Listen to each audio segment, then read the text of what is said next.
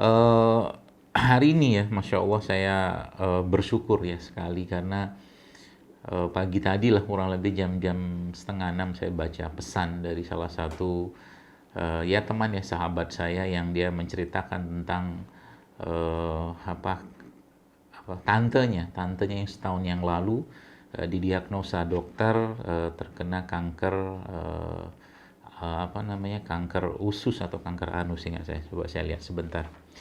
Jadi Masya Allah Bapak Ibu sekalian, dia menceritakan ya setahun yang lalu itu ya kanker kanker usus ya, ya kanker usus ya. Jadi Masya Allah dia menceritakan bahwa keadaannya dengan sangat parah ya. Setahun yang lalu dia kena kanker, lalu keadaan sudah parah, benjolan membesar dan maaf tidak bisa buang air besar juga dan berdarah nggak berhenti. Eh, Beliau memang disarankan untuk kemoterapi, tapi beliau nggak mau dan subhanallah teman saya ini memang juga termasuk salah satu yang sangat rajin memposting postingan saya juga. Saya bilang kepada beliau ya kalau kalau belum apa namanya kalau masih ada peluang lain jangan kemo dulu saya bilang. Ya. Akhirnya beliau nggak kemo dan mengikuti pola-pola yang saya share ya di sosmed saya di Instagram terutama. Beliau menjauhi pantangan-pantangan kanker ya. Kemudian meminum beberapa tumbuhan-tumbuhan ya, tanaman-tanaman yang diracik gitu. Nggak spesifik ya, ada minum habatus sauda, kemudian minum minyak zaitun dan rutin puasa Daud ya. Jadi selama setahun beliau puasa Daud dan Masya Allah tabarakallahnya ini baru beliau cerita itu kan, benjolan tadi mengecil ya, beliau mengecil dan beliau sekarang sudah bisa buang air besar kembali. Jadi minggu lalu dia cerita nih, dokternya bilang bahwa kankernya bersih, benjolannya sudah nggak ada. Alhamdulillah beliau juga sudah mulai menerapkan pola-pola yang saya sampaikan itu. Dan Masya Allah ya, jadi apa tuh namanya, ada lagi yang jantung koronernya sembuh.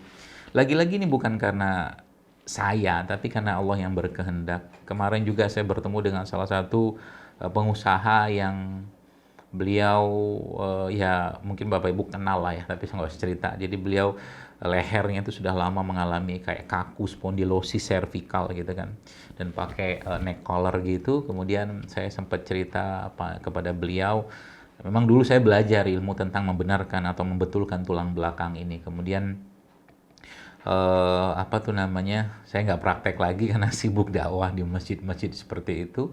Tapi saya masih ada teman-teman yang senior yang guru saya juga lah yang masih praktek. Dan kemarin saya sempat referkan beliau ke salah satu guru saya tersebut dan Masya Allah tabarakallahnya juga baru sekali terapi juga beliau sudah merasakan apa kelegaan lah pada apa ininya ya lehernya. Nah, Bapak sekalian, apa hubungan cerita saya ini dengan apa tema kita hari ini? Jadi, kalau kita bicara iman ya, kita bicara iman. Iman itu sesuatu yang naik dan turun. Ya. Iman itu sesuatu yang naik dan turun. Dia suatu hal yang sunatullah lah. Kalau kata Nabi SAW mengatakan bahwa al-iman yazid wa yanfus. Kata Nabi itu iman itu naik dan turun. Maka ya kalau turun ya apa tuh namanya jangan turun-turun banget lah. Tapi kalau boleh saya katakan kita harus mengupgrade iman kita. Jadi kalau boleh saya katakan di saat seperti ini ya, saya ada postingan juga ada salah satu video saya tuh saya katakan mau ada wabah, mau nggak ada wabah, mau apapun bentuknya, yang namanya orang beriman itu sudah dijanjikan oleh Allah Subhanahu wa taala untuk atau mungkin dia akan mendapatkan ya ujian ya. Bahkan Allah sudah memberikan informasi kepada kita. Apakah kau mengira kau beriman kata Allah? Padahal belum diuji di antara kalian dan belum jelas di antara kalian orang-orang yang sabar. Jadi mau ada wabah kayak mau nggak ada wabah kayak hidup kita itu memang ada ujian. Dunia pun adalah ujian. Ya, maka kata kunci dari ujian atau mungkin kata kunci atau solusi dari sebuah ujian adalah apa-apa yang Allah jelas apa-apa yang Allah firman dalam Al-Qur'an ya. Banyak sekali kalau kita mau bahas ya, banyak sekali kita mau. Tapi salah satunya adalah kata Allah Subhanahu wa taala ista'inu bis-sabri was-shalah. Jadi mintalah pertolongan kepada Allah dengan sabar dan sholat. Artinya kita diminta untuk meningkatkan kesabaran. Kesabaran itu apa? Menjauhi salah satunya menjauhi yang dilarang oleh Allah dan meningkatkan apa tuh namanya ketaatan kita pada Allah itu salah satu definisi dari sabar ya. Seperti itu. Jadi menjauhi yang dilarang oleh Allah, sabar di situ dan meningkatkan apa yang sabar dalam ketaatan dan sabar dalam menjauhi kemaksiatan. Maka boleh saya katakan, jadi kalau ditanya sekarang secara iman kita dalam menghadapi pandemi atau mungkin apalah namanya new normal segala macam, yang saya pribadi juga nggak tahu konsep new normal tuh kayak apa gitu, nggak tahu karena tiap tempat kan beda beda pemahaman gitu kan, ala kulli hal. Tapi saya katakan mau menghadapi kondisi apapun ya, iman tuh harus terus di-upgrade. Pertanyaannya upgrade-nya kayak upgrade-nya iman tuh kayak apa? Atau menaik levelkan iman itu kayak apa? Ya. Maka yang harus kita tekankan di sini adalah bahwa Islam memberikan pedoman yang sangat jelas tentang itu, ya. Kata Allah Subhanahu wa taala dalam Al-Qur'an, "Innallaha la yughayyiru ma biqaumin hatta yughayyiru ma bi anfusihim." Allah tidak akan ubah nasib kalian sebelum kalian ubah. Yang diubah itu apa sih? Persepsi, keimanannya dinaikkan, ya. Ibadahnya, aktivitasnya semua dinaikkan. Maka dengan itu sebenarnya Allah akan ubah nasibnya, ya.